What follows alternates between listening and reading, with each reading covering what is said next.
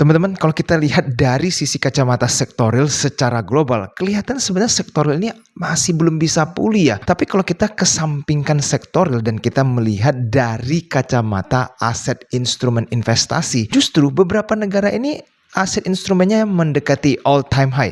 Contohnya seperti Amerika, saham-saham mereka mendekati all time high. Nah, lalu bagaimana nih dengan nasib IHSG? Kalau kita perhatikan tarif kita yang 32% ini apakah akan memberatkan IHSG atau sebaliknya? Kalau kita lihat lebih detail lagi teman-teman, sebenarnya kita harus cukup berterima kasih dengan Pak PP karena sahamnya Pak PP mengangkut IHSG menuju ke atas. Dengan CDI IPO di IHSG, sekarang IHSG sudah mencapai di atas 7.000. Nah, ini membuat market cukup bergembira ya dan mulai aktif trading di dalam bursa.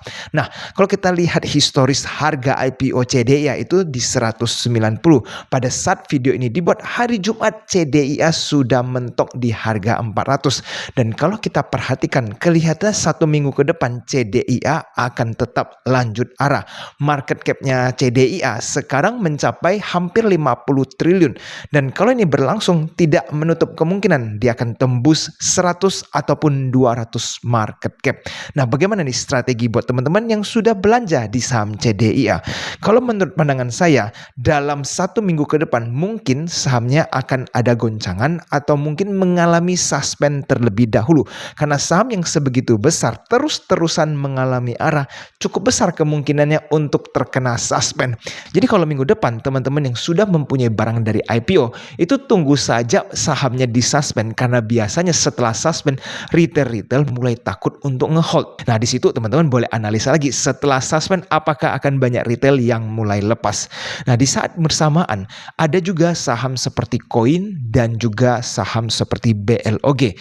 Sementara pada saat video ini dibuat semuanya masih arah. Nah, happy cuan buat teman-teman semua yang sudah mengikuti blog dan juga saham Koin ini. Buat kita di komunitas Edge Invest, kita sudah mengatur strateginya untuk memaksimalkan profit dari IPO. Seperti apa? Saya akan sharing sedikit apa yang kita lakukan. Pertama, kita itu full menghajar saham PSAT yang dimana penjahatannya memang ternyata cukup kecil 0,5%. Tetapi kalau kita menggunakan all cash yang kita miliki, lumayan masih dapat free money. Dan ternyata PSAT memberikan kita profit yang sangat lumayan di atas 100%. Nah, selanjutnya kita memesan saham CDIA dan juga saham Koin. Nah, dari hasil refundnya PSAT itu membuat jumlah lot yang kita pesan itu jauh lebih maksimal karena ada banyak retail yang di luar sana tidak mengerti dengan timing yang tepat. Mereka justru membagi pesanan mereka dengan pesat, blok, CDIA dan Koin dan bahkan saham-saham lainnya. Padahal kalau mereka atur dengan baik, kita bisa split menjadi 3 ronde. Dan setelah kita pesan saham CDIA dan juga Koin, hasil refundnya bisa kita timpuk di saham blok. Sehingga keempat-empat itu so far masih arah. Happy cuan buat yang sudah mengikuti Edge Invest sejauh ini. Nah, sekarang strategi ke depan adalah teman-teman boleh lirik saham blok dan Koin dulu. Jika nanti arahnya mulai menipis, mungkin di bawah angka 500.000, teman-teman sudah bisa mulai pasang trailing stop untuk menjaga-jaga. Apabila arahnya kebongkar, teman-teman bisa amankan profit menggunakan trailing stop.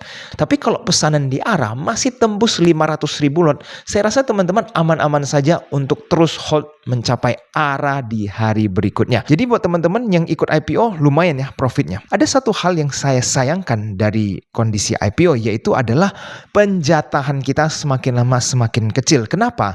Karena banyak orang yang mulai antisipasi IPO untuk pemain-pemain yang asetnya tergolong di tengah ya, middle class.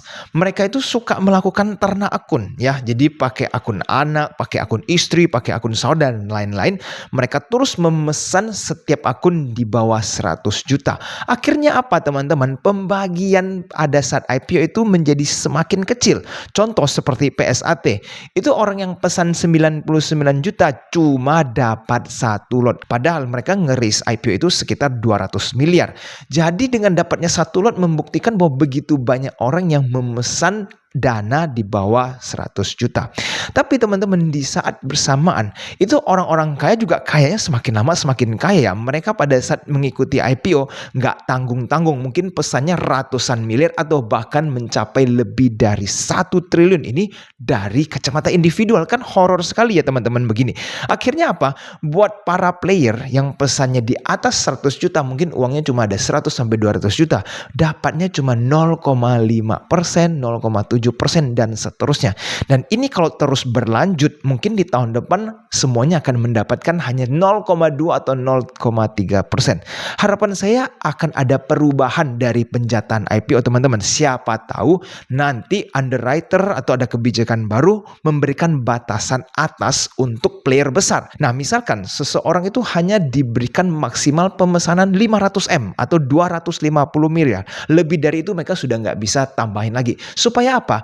Nanti banyak player yang masih bisa mendapatkan jatah lebih besar dari IPO tersebut. Dari situ akan mungkin lebih banyak orang yang profit dari IPO dan lebih bersemangat untuk trading di dalam bursa kita. Jadi harapannya keuntungannya bisa dibagi-bagikan ke player-player yang lebih kecil dan profit tersebut bisa dipakai untuk amunisi trading di dalam bursa. Karena kalau sekarang semuanya terus mendapatkan 0, sekian persen, profitnya itu kelamaan untuk player-player yang middle atau middle low class. Jadi harapan saya sih sebenarnya ada perubahan nantinya dari sisi penjatahan dari IPO. Ingat, setiap tahun biasa ada kebijakan baru. Mari kita saksikan bersama dari dunia IPO nanti akan seperti apa. Lalu teman-teman kalau perhatikan, pada saat selesai masa IPO, IHSG kita juga mulai bergairah nih. Kenapa bisa seperti itu?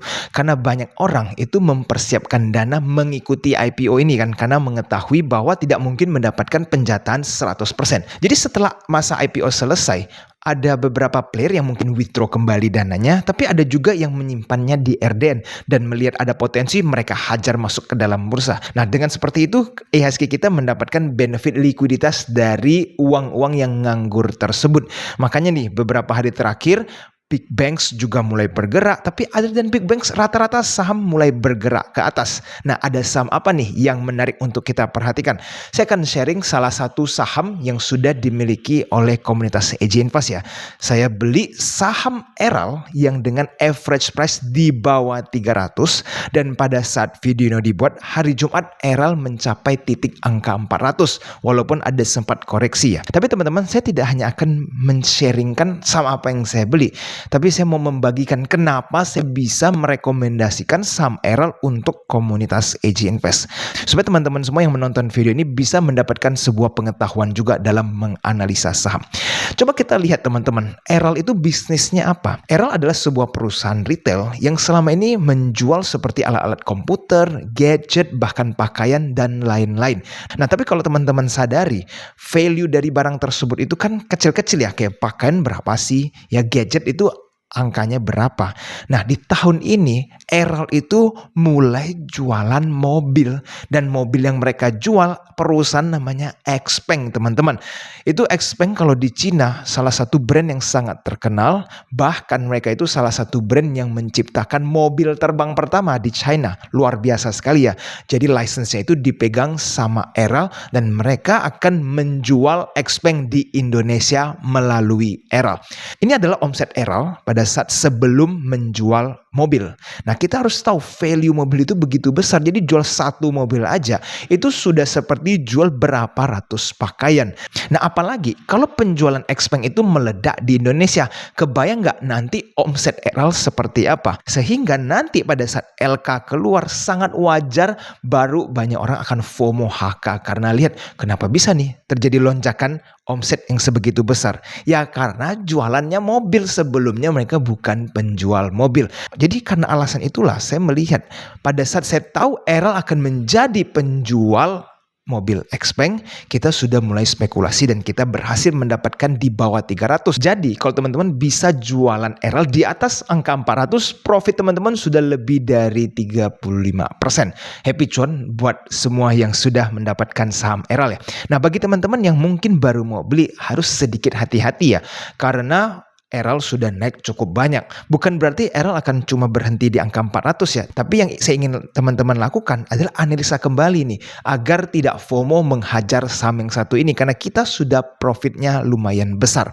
Dan masih ingat saham DKFT yang pernah saya diskusi di dalam YouTube EJ Invest. Coba lihat harganya berapa pada hari Jumat. Angkanya mencapai Rp530. Jadi profit kita sudah sangat besar. Jadi sekali lagi teman-teman, happy cuan jika teman-teman sudah mempunyai saham yang satu ini. Nah lalu teman-teman, sementara ini apa yang bisa kita lakukan? Kalau menurut pandangan saya teman-teman, jika teman-teman adalah spekulan, apalagi yang suka scalping, teman-teman tungguin nih saham CDIA mengalami retracement. Jika saham CDIA arahnya nih kebongkar, lalu mulai koreksi, disitulah skill teman-teman diuji. Karena nanti likuiditas di CDI kan akan besar, lotnya akan tebal, tapi volatilitasnya akan tinggi. Teman-teman bisa copet sebanyak-banyaknya di saham CDA. Itu kalau teman-teman para scalper ya. Dan kalau teman-teman seorang swing trader ya, yang nggak bisa menyediakan waktu untuk scalping, ada sektor apa nih yang menarik untuk teman-teman perhatikan? Sampai nanti dari bulan Juli sampai Desember, saya rasa sektor komoditas masih akan menjadi sektor yang baik buat teman-teman beli. Contohnya seperti komoditas batubara, komoditas sawit, bahkan komoditas oil menurut saya masih layak teman-teman beli jika harganya ada yang menarik. Kalau beberapa hari terakhir ini saham sawit yang mulai bergerak ke atas seperti SIM, seperti TAPG. Nah, kalau untuk komoditas mungkin baru-baru memulai nih. Jadi ya teman-teman tugasnya analisa lebih dalam lagi. Dari sektor coal saham mana nih yang masih murah dan bisa dibeli. Saya sudah memberikan hint sektor yang menarik. Lalu mungkin ada yang penasaran bagaimana nih kok dengan saham Big Bank? Karena saham yang lain udah pada bergerak, kenapa Big Bank-nya masih loyo? Nah, menurut pandangan saya nih teman-teman, saham Big Banks ini kan pemainnya banyak ya, nggak cuma pemain retail, melainkan juga ada pemain institusi. Nah, uang institusi ini kelihatannya baru bisa masuk jika suku bunga bisa turun. Kalau suku bunganya tidak turun, mereka tidak akan masuk secara terburu-buru. Kalau suku bunganya tidak turun, saya rasa mereka tetap akan memanfaatkan suku bunga dari deposito maupun dari obligasi sementara ini sambil menunggu kapan sih BI akan menurunkan suku bunga. Karena mereka juga sadar bahwa banyak retail sudah memborong perbankan. Coba lihat saja jumlah pemegang saham di Big Bank itu sudah semakin banyak. BRI itu udah tembus 500.000 lebih, Mandiri juga terus meningkat. Jadi kalau mereka sekarang naikin, mereka tahu ada banyak retail yang bisa melakukan profit taking. Jadi big funds ya bisa saja menunggu dengan sabar sampai nanti ada sebagian retail yang nggak tahan ngehold, akhirnya jual dan mereka baru mau masuk. Tidak terlambat karena suku bunga ini masih belum turun. Jadi kalau teman-teman yang kesabarannya bisa sepanjang kayak LKH, saya rasa mau cicil banking tidak masalah karena harganya murah. Tapi kalau teman-teman pemain swing trade, mungkin tunggu terlebih dahulu sampai Big Banks ini dibeli oleh asing. Oke, saya akan lanjut ya teman-teman. Sebagai materi pembelajaran kita akan menggunakan test cases TAPG. Dan di sini saya ingin teman-teman melihat seberapa pentingnya ilmu bandarmologi untuk mendapatkan profit di dalam bursa. Sampai tahun 2025 ini saya masih bertemu dengan banyak fanatik TA ataupun fundamental analis ya. Jadi kalau mereka fanatik fundamental, mereka itu tidak akan pernah beli perusahaan yang mahal ya. Jadi kayak sampah PP itu nggak pernah ada di porto mereka karena mereka merasa itu nggak make sense untuk membeli perusahaan yang PE-nya 50, 100 ataupun bahkan lebih dari itu. Nah, kalau misalkan mereka adalah TA fanatik, mereka nggak peduli apapun, mereka cuma lihat dari sisi volume, dari sisi candlestick, ya sudah dari situ mereka hajar saham antara beli atau sell, mencari support, mencari resist, nggak tahu story-nya apa dan seterusnya. Dan kalau cuma itu pegangan teman-teman di bursa, saya cukup optimis teman-teman tidak akan bisa kaya karena teman-teman masih nggak ngerti cara kerja bursa seperti apa. Nah, kalau di EJ Invest kita itu melihat ada kepentingan apa nih di dalam saham ini yang membuat saham ini harus naik. Nah, disitulah ilmu bandarmologi dipakai. Contohnya nih saham TAPG. Kalau teman-teman lihat saham yang seperti ini akan mungkin ada yang bingung, sideways atau ini masih mahal atau ini sudah murah untuk dibeli. Tapi kalau kita pelajari lebih detail lagi, sebenarnya ada hint di dalam TAPG yang teman-teman bisa ikuti, yaitu adalah pemegang sahamnya. Coba lihat, ada pemegang saham menambah kepemilikannya di bulan berapa teman-teman? Coba lihat. Nah, dari semenjak itu harga sahamnya bergerak kemana? Simple kan? Jadi sebenarnya kalau ada big fund sudah mulai masuk ke emiten tersebut, kepentingan itu muncul. Dan jika ada kepentingan, saham itu akan bergerak ke atas regardless dari valuasi. Nggak peduli mau mahal atau murah, ada kepentingan saham itu bisa bergerak naik. Jadi saya sangat sarankan buat teman-teman mulai dalami ilmu bandarmologi ya. Dan di AJ Invest saya ada buku The Game Changer untuk para pemula yang ingin belajar tentang bandarmologi. Nanti saya akan cantumkan linknya di bawah buat teman-teman yang ingin memesan buku bandarmologi. Dan buat teman-teman yang kepingin join grup premium AJ Invest, teman-teman juga bisa hubungi admin di Telegram @AJInvestAdmin. Teman-teman bisa mendapatkan market insight setiap hari dan teman-teman juga bisa mendapatkan watchlist saham dari AJ Invest. Jadi silakan klik aja link yang ada di kolom komentar di bawah untuk hubungi admin di Telegram. Dan teman-teman, sekarang saya juga kepingin bahas tentang kripto. Kenapa? Karena bursa kripto sudah masuk ke dalam bursa IHSG. Jadi buat teman-teman yang mungkin belum tahu ya, atau asik trading di kripto, tahu nggak bahwa bursa kripto di Indonesia sudah ada di dalam bursa Indonesia. Ya, bursa di dalam bursa, aneh ya. Kita coba lihat, ini arahnya mau kemana? Kalau saya lihat, setelah nanti bursa kripto ini mendapatkan dana yang cukup masif dari bursa saham, saya rasa mereka akan banyak program-program baru untuk dunia kripto yang ada di Indonesia. Dan di saat bersamaan mungkin mereka akan mengatur perpajakan kripto lebih gencar lagi. Jadi buat teman-teman pemain kripto, pastikan mengikuti aturan-aturan main baru di dunia kripto. Karena kalau nanti sudah mulai diregulate seperti saham, akan ada banyak perubahan dari segi perpajakan, peraturan, dan lain-lainnya. Nah, sekarang kalau kita lihat teman-teman, Bitcoin ya menjadi salah satu patokan kripto juga mengalami all time high. Angka Bitcoin sudah tembus $117.000 pada saat video ini dibuat. Luar biasa sekali ya. Mungkin buat teman-teman yang diamond hands Bitcoin sudah mendapatkan cuan yang luar biasa. Nah, sekarang pertanyaannya adalah Bitcoin ini akan sejauh mana nih pergerakannya. Nah, jadi banyak juga orang-orang yang mulai bertanya-tanya, ini bakal sejauh mana nih Bitcoin run-nya. Kalau menurut saya teman-teman, Bitcoin ya pasti akan ada koreksi atau retracement. Karena sepanjang sejarah, nggak pernah tuh Bitcoin naik tanpa ada koreksi. Selalu koreksi dalam, setelah itu naik mencapai all time high. Nah, sekarang proses Bitcoin ini sudah mencapai all time high. Nah, saya juga masih terus menganalisa Bitcoin, karena kalau saya pribadi hanya fokus ke Bitcoin. Saya tidak membeli koin-koin micin lainnya. Bahkan Ethereum saya tidak tertarik, lebih tertarik ke dalam Bitcoin. Nah, saya ingin sharing pandangan saya teman-teman. Ingat gak pada saat Bitcoin dekat angka 100.000, itu psikologi para pemegang Bitcoin juga mulai merasa mahal ya. Karena sudah terus rally, jadi banyak yang mulai profit taking, ada yang mulai hold, tidak pernah nambah lagi, dan seterusnya.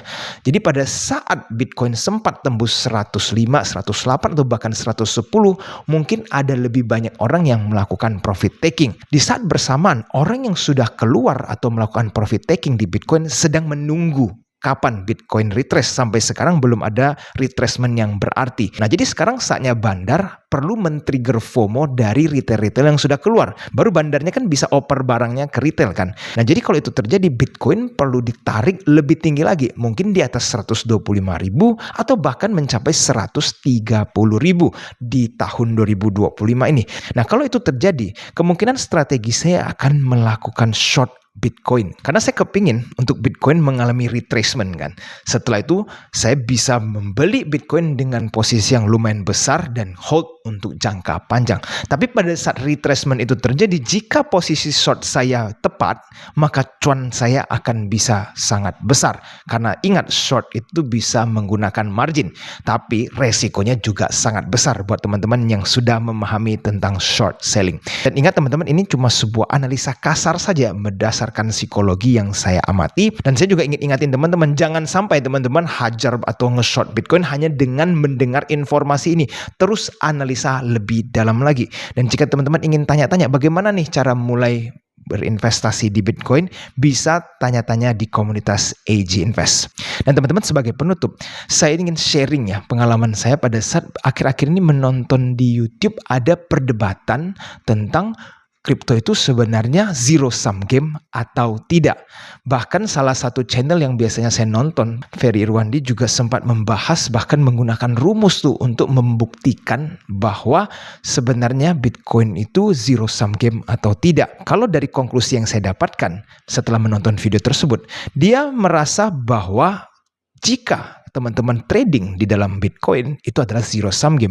Tapi kalau teman-teman investasi jangka panjang, maka itu bukan zero sum game. Itu menurut pendapat dia.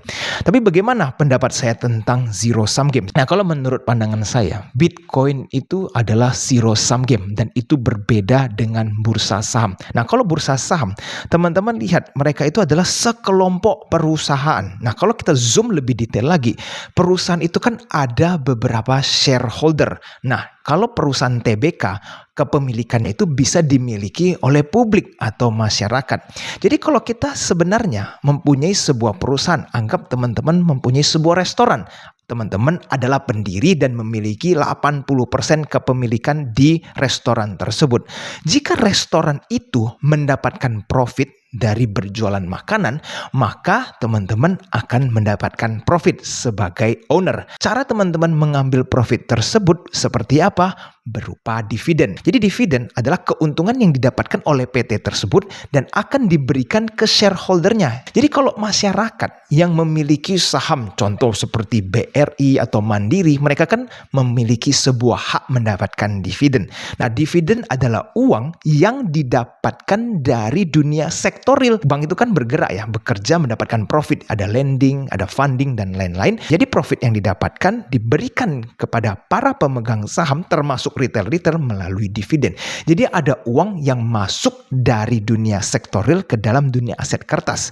Dan ingat, dividen yang didapatkan itu masuk ke RDN.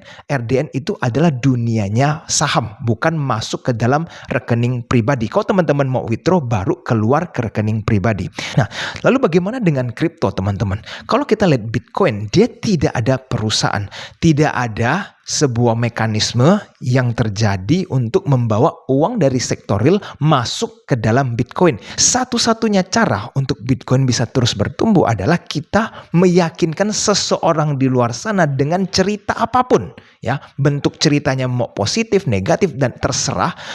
Dan mereka yakin terhadap Bitcoin, baru mereka menukarkan fiat mereka ke dalam Bitcoin. Disitulah baru bisa semakin besar pooling dari Bitcoin tersebut. Contoh, teman-teman lihat ada orang yang menggunakan mining dan lain-lain. Itu kan sebuah story yang bisa dia jual bahwa kita aja mengeluarkan biaya loh untuk mendapatkan Bitcoin. Atau contoh lainnya, cerita kedua, Bitcoin itu scarce atau limited, dimana kalau teman-teman nggak punyain sekarang, teman-teman tuh rugi. Jadi teman-teman create sebuah demand menggunakan cerita of scarcity ataupun menggunakan expenses dan lain-lain. Nah, orang lain yang percaya dengan story itu akan bisa masuk dan membeli Bitcoin. Disitulah Bitcoin baru bisa berkembang. Tapi tidak ada perusahaan yang menghasilkan, tidak ada mekanisme dividen yang terjadi di dalam Bitcoin. Nah, jadi sedikit berbeda kan teman-teman di dunia saham dan juga kripto. Kalau di dalam saham ada perusahaan yang jika mereka menguntungkan, mereka bisa memberikan profit dan profit itu diberikan dalam dividen sehingga akan berkembang secara organik. Tetapi kalau kripto harus menciptakan sebuah cerita positif ataupun menciptakan cerita apapun supaya akan ada player baru yang mau membeli Bitcoin tersebut. Bukan berarti zero sum game membuat Bitcoin nggak bisa naik ya teman-teman. Jangan salah, buktinya Bitcoin bisa mencapai all time high. Tapi kalau dari perdebatan di antara beberapa orang yang saya lihat, Bitcoin mau itu trading ataupun investasi, ya sama-sama zero sum game. Karena itu tidak mempunyai underlying apapun selain kepercayaan teman-teman terhadap Bitcoin tersebut. Dan ingat teman-teman, ini hanya sebuah sharing ya, bahwa kripto itu adalah zero sum game dan saham buat para emiten yang membagikan dividen itu bukan zero sum game. Hanya saham atau emiten yang tidak membagikan dividen lah yang masuk tergolong zero sum game. Ingat, mereka semua yang berdebat mungkin di podcast dan lain-lain, saya yakin mereka semua orang pintar, hanya dari sisi sudut pandang saja yang berbeda. Dan mungkin teman-teman juga bisa sharing pandangan teman-teman di kolom komentar di bawah. Tapi yang ingat, kita bukan mau lihat teori siapa yang benar, melainkan bisa profit sebesar apa di dalam aset instrumen yang kita miliki ke depannya. Oke teman-teman, video hari ini sampai di sini dulu. Jika merasa bermanfaat, pastikan share video ini supaya lebih banyak orang lagi yang akan mendapat manfaat dari menonton video Eji Invest. Sampai jumpa di video selanjutnya. I'll see you again next time. Bye-bye.